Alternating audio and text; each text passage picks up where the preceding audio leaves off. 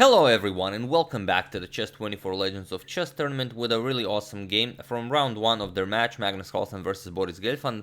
And what I really enjoyed about this game is that they played the exact same line that Magnus already played twice, although he did it with the black piece, and he defeated both Fabiano Caruana and Jordan van Foreest with it.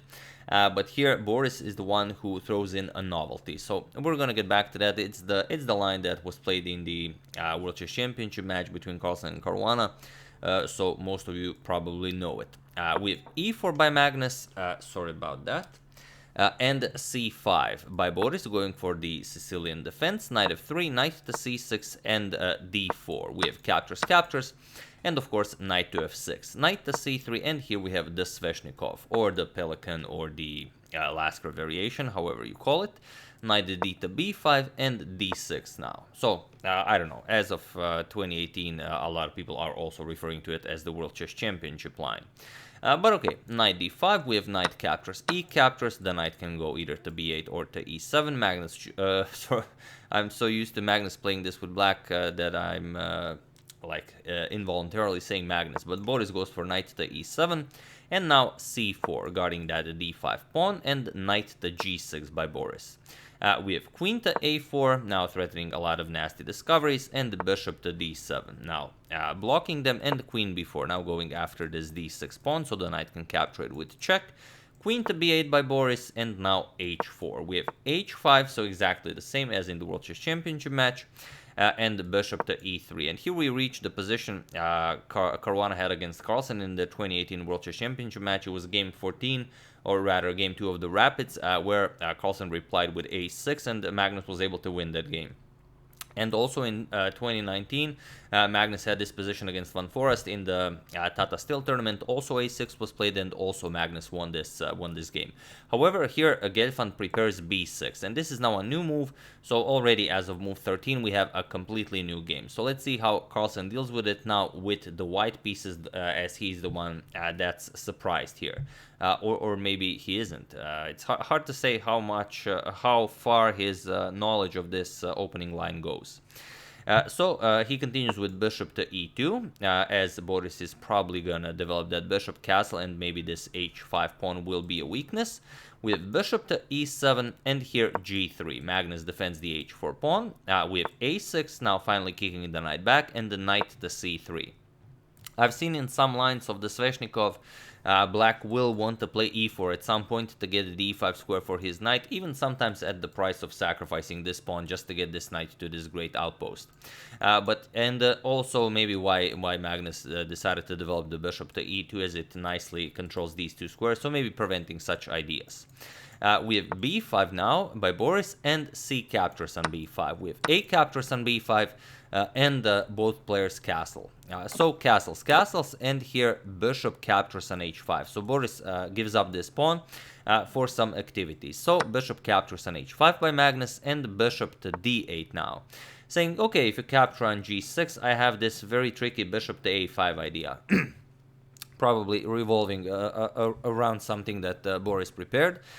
So here, if you go for this bishop captures on g6, then bishop to a5 would be very tricky and requires a lot of calculation.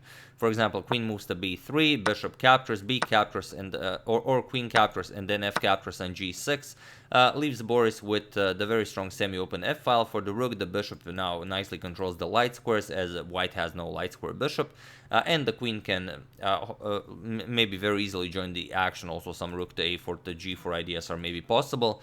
Boris. All in all, Boris knows what he is doing. So after this bishop to d8 move, Magnus goes knight to e4 first, puts pressure on the d6 pawn, and here bishop to f5. Boris says, I don't care about the d6 pawn. I'm sacrificing a second pawn. So in this game, Boris is basically like Mr. Barnes. So of course you cannot capture with the queen because of bishop captures here. So Magnus captures with the knight. But now bishop to e7, pinning this knight. Now there's a double attack here, and Magnus has to defend it. So he does with bishop to c5, and now bishop to h3. Here goes after the rook, and it's a very, very tricky position. So Magnus could just move the rook, and in fact, it is what should be the strongest move. It is recommended by the engine, rook fc1. just getting the rook out of harm's way, and now threatening some discoveries with the knight to open up a double attack here. So for example, if you, let's say, play queen to d8, now you move the knight, or capture here first, captures, and knight e4, now with a double attack here, black can capture, and now you have this position where you have a beautiful pass the d pawn, and you have a 2-to-1 advantage here on the queen side, so you can very easily create another pass pawn. So this is one way to go. However, Magnus decides to play it in great style. He plays bishop captures on g6. So for the moment offering up the exchange, but not really, as you currently cannot capture the rook. But what you can do before capturing on g6 is play this rook to a4 move. But rook to a4 is way too complicated for a rapid game because it just offers too much for white. For example, knight to f5, white can even offer a full queen here. And now, indeed, if you capture the queen, then you can just grab the bishop with check.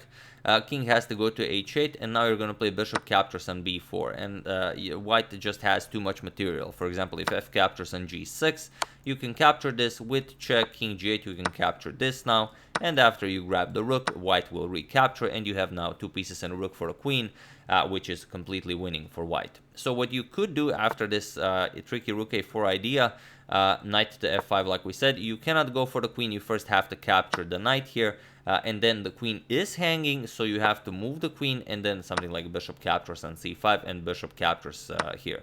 But then black can be very happy. However, like I said, rook a4 is not a move a human would play in a rapid game. So instead, after bishop to g6, we have f captures on g6 right away by Boris, and now comes knight to e4, just opening up a double attack here. If you go for bishop captures on f1, then just bishop captures on e7 with an attack on the rook. So Boris has to take care of this. We have queen captures, and now bishop captures on f1. Boris grabs the rook. Rook captures on f1, and now Magnus has this very strong passed d pawn, but you can see that now he's down the exchange, and in the line that we've shown where the rook just moves and goes to c1, we get pretty much the exact same position with Magnus not being down the exchange. So it's I mean, it's exactly the same. The pass d pawn is here. You can easily create a pass pawn on the queen side. You're just down the exchange. But okay, here Boris has to decide whether he wants to go pawn grabbing or not. Let's try what happens if you go pawn grabbing, as it would make sense to get rid of these two guys. But the d6 and d7 is just too strong. For example, captures d7.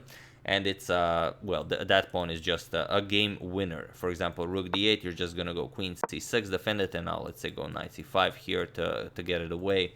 Also queen e6 check to be used if black tries to offer a queen trade or something. White is in full control here. So instead, after rook captures on f1, we have queen to c8. Boris immediately offers a queen trade, but at the price of this pawn, as Boris now wants to start an attack here on Carlsen's king. So here we have queen captures on b5, but now queen to g4, like Mr. Barnes, Boris only goes forward. And now threatening the knight here. So here Magnus could play the safe queen d3, guard the knight, prepare to push the d pawn, but Magnus plays the very tricky queen to c4, now threatening some very nasty discoveries here, but also knight f6 check would immediately pick up the queen. So rook to f4 by Boris. This is a very, very beautiful move that doesn't really work, but it still is beautiful. Since there is a double attack here, you cannot capture due to the pin, well, you're asking just what do you want to do here? If something like rook to e1, then you play rook to c8, and you've fully mobilized your pieces. As the queen is nicely defending the rook, you attack the queen, and so on. However, here Magnus finds the very sneaky d6 check, and this frees up the d5 square so he can unpin the queen, and he no longer worries about the knight here. So we have king back to h8, and now queen to d5, not worrying about the knight as you're attacking the full rook here. So rook 8 to f8 by Boris, but now d7. And here you can see just how tricky of a position it is, because it's either a winning pawn or it's an overextended pawn that black can easily pick up. And it really does seem like black can do it, because the queen attacks it, why not just attack it with the rook? And that's it. But there's a problem with this, and even pause the video in this position that never actually happened, and try to figure out the quickest way to win for white while I give you a couple of seconds. So for those of you who were able to do it, congratulations on spotting the sneakiest idea possible. And for those of you who just want to enjoy the show, it's knight to g5. This is how you defend the pawn indirectly.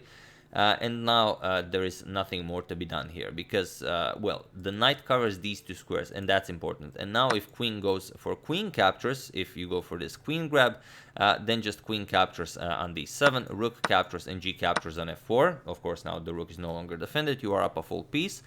Or after rook to d8, knight g5, if rook captures, it's not much better because still knight covers these two squares, just queen to a8 with check. And now you have to give some material, and then after all of that, it's still checkmate. So this is Carlsen's idea after d7. So Boris, of course, has to accept the knight. We have rook captures, and now Magnus wins back material. So he brings another queen into the game. Rook captures, queen captures with check and king to h7. But now, as you can see, after all is said and done, Magnus is up 2 connected pass pawns on the queen side. And of course, he offers a queen trade. So queen d1. Boris, of course, declines. He cannot afford this, but now queen to d3. Now, the rook cannot move, so queen g4 gets the queen out of the way. I hope none of you are considering f3, because if you are, f3 just leaves the g3 pawn unguarded, and you will get checkmated. I'm not saying any of you were thinking about it, but just in case. So here, Magnus pushes h5, and it's a beautiful move. Because if queen captures, then the rook falls, and of course if pawn captures, then the rook is now pinned. The king and queen are on the same diagonal, just rook e1 will win the rook here. Wow, those are weird arrows. So after h5, king h6 by Boris, but now comes queen to d2 with check.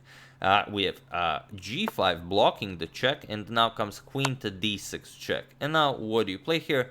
If you go back, then queen to g6 check followed by h6 is enough to win the game. So Boris is forced to capture on h5. But now, again, the quickest way to victory. I'm sure you all see it even without pausing the video. Why was Magnus so interested in Boris capturing the h5 pawn with the king? I'm just going to congratulate everyone for seeing it. It's king to g2. Just free up the h1 square for the rook. And that's it. There's no defending this. The queen covers this entire 6th rank, so the king will have nowhere to go. So Boris makes some room for the king on g4, but still rook to h1 check. And now if you go to g4, then it's just a very easy queen d1 check, queen f3, and this is now checkmate.